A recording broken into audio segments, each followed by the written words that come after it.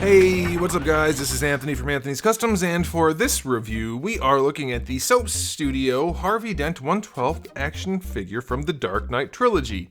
And I know a lot of you guys really like the Dark Knight Trilogy, and I know a lot of you guys really like the Harvey Dent character in those movies, and so I know a lot of you guys are probably going to like this figure.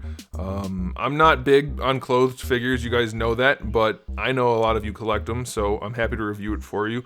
And this one definitely does some pretty cool things, and some things that are some of the problems I have with closed figures in general. Clothed, not closed. Anyway, let's go ahead and get him off the stand and take a closer look. This guy stands almost exactly 17 centimeters, which makes him just about 6 5/8 inches tall. So that's pretty reasonable. I guess it's a little bit tall for a true 1/12 scale, but almost every single 1/12 scale figure is just a little bit big, so this should fit in no problem at all. And so one of the things I have the biggest problem with for clothed figures, even up to the Hot Toys 1/6 scale figures, which it's easier to do on, is the clothing never looks right. In often cases, it looks like sock puppet clothes because the weave is not fine enough, the clothes are not detailed enough that they actually look like clothes. They look like fake clothes. And somehow, I don't know how they're doing it, but this company is particularly good at making the clothes look really good. Now, we do have issues with the material thickness. As you can see, it does look a little bit poofy here and there, and that's definitely an issue. But the material itself, it's really good. It looks really, really good. The details they do are nice. We'll get to that. Oh, I guess we can talk about it now. Like the cinched part here looks very good. I mean, it looks like you would expect. They did the tie. That's nice. There's buttons on his shirt underneath. He has the belt in there. The pants have a fly. They have pockets. Are the pockets functional? I didn't think to check the pockets being functional. He has functional pockets. Holy crap, he has functional pockets. I don't know if I lost focus there. If I did, I'll have overlaid a picture and you won't know what I'm talking about, but I won't cut this out because I think it's funny. But functional pockets. The pants are functional, guys. That's just nuts. There's little buttons on there. There's buttons on here. The pockets up here are not functional, but it's just they do a really good job with it. They do as good a job as you can expect. But that does take me to my next point. It does get really poofy, and they make the bodies particularly slim on these guys, so the poofiness is mitigated to some extent, but it's still an issue. So that's my biggest issue with this kind of thing. The clothing is just too dang hard to work with. But let's go ahead and talk about the face, because that falls under the aesthetics category. His face is done really well. The eyeball is very physically an eyeball inside an eye socket. I don't know if that's showing up well for you guys, but it looks good. It's very creepy, just like in the movie. Same thing for the mouth. We have layering of plastic, which just looks fantastic. The paint job is really well done. The face itself is a really nice, accurate sculpt. I like that. The paint on it's nice. The hair is gold, which is kind of how figure arts does it sometimes. I'm not personally a fan of that, but I get why it's done, so it's up to you guys if you like it or not. So yeah, aesthetically speaking, other than the clothes being poofy, it's pretty darn good. I'm going to give it a 7 out of 10 just because of the poofiness.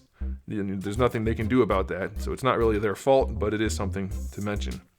Okay, as far as accessories go, we do have the 2 relaxed hands that come on them in the package, 2 fist hands, 2 finger pinching hands for holding a coin, and then 2 gun hands. We do have 3 coins. I'm guessing just in case you lose some, you have spares. And then we also have 1 pin, which is really well done. You can read the words on there. That's cool. We do have his gun, of course. And then we have a display stand that says Two-Face and it says the Dark Knight Trilogy on it. That's not really for action poses. It's more for just keeping the figure on display in like a more static pose. And that's okay. Some people like to do that. And there's one other thing, which is just a baggie full of replacement buttons for his coat. I guess in case you pop one off, you've got a bunch of different, or not a bunch of different ones, you've got a bunch to replace the ones on his sleeves and some to replace the ones on the front of his jacket. So that's cool that they included that. That's considerate. I like it. Alrighty, so for accessories, I'm going to give them 8 out of 10. That's pretty good, I think. I'm wondering, did he not have a burnt hand on the left side in the movie? I don't really remember, but in the toy he doesn't, so somebody let me know about that. It doesn't matter unless it's highly inaccurate, in which case that's a big problem, but I'm assuming they got it right. Okay, time for the articulation. The head's on a ball peg, it leans all around very well. No real issues, except the clothing does fight back a little bit, but you can get some decent posing out of it, so that should be okay.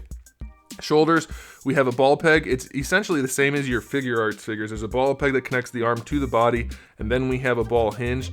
Now the clothing will bunch and stuff, but the joint is functional, so I'll give them that. Rotating that shoulder joint is a total pain in the butt, especially on this guy because his coat is so poofy, but you can raise the arm forward a good amount, not a ton, but it is there. You have a bicep swivel in there, which is necessary. If you saw I was rotating the clothes and the arm individually to get things to move, you have to do that. So that is in there. Double jointed elbow works very nicely. And then the wrists, I'll just show you because they pop off. Tiny little ball peg, which is fine. You're mostly just gonna get a swivel out of it, but that's okay. He does have a diaphragm joint, which works pretty well. And then he has a ball peg down here for his lower torso. So you should be able to pose his torso pretty much however you want to. That's pretty good. For the hips, we can bring them pretty far forward, though it does do that to his pants. I don't think you're going to have Harvey Dent doing too many high kicks, but it does screw his pants up completely because his legs are very skinny to account for the clothing. So I wouldn't recommend it, but you can do that. Going out to the side, same situation. You get good range, especially since his pants are thinner and looser material than most of the other figures they've done. You get better range, but obviously it's not really a good idea. But you do get it, and then you have a thigh swivel, double jointed knees, which again you really wouldn't want to use, and then a ball peg for the ankle, which has decent range, but you're probably not going to be putting him in the most dynamic poses anyway. Toe hinge is there. I wouldn't probably use it, and it's not particularly attractive.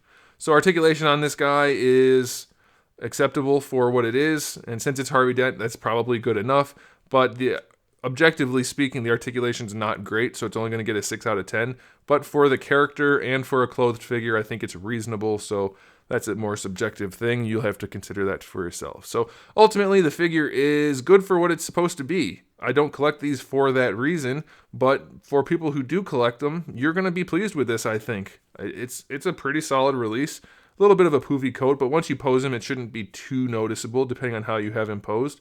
But I think it's pretty good. It looks all right. And if you manipulate the clothing the way you're going to have to, you should be able to put him in at least like a gun-holding pose or something, and you can put his hand in his freaking pockets. I think that's cool.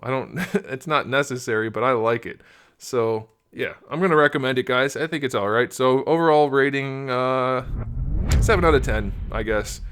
For me, it's lower because I don't collect them, but for those of you who do, I think that's probably a fair rating. So, there it is, guys. Thanks for watching. If you like this video, please give it a thumbs up. That helps me out a whole bunch with YouTube's stupid algorithm. And if you didn't, well, I've got thousands of other reviews for you to check out. Maybe you'll like one of those. And I do have new videos coming out just about every single day. So make sure you come back for all of that. And in the meantime, keep collecting.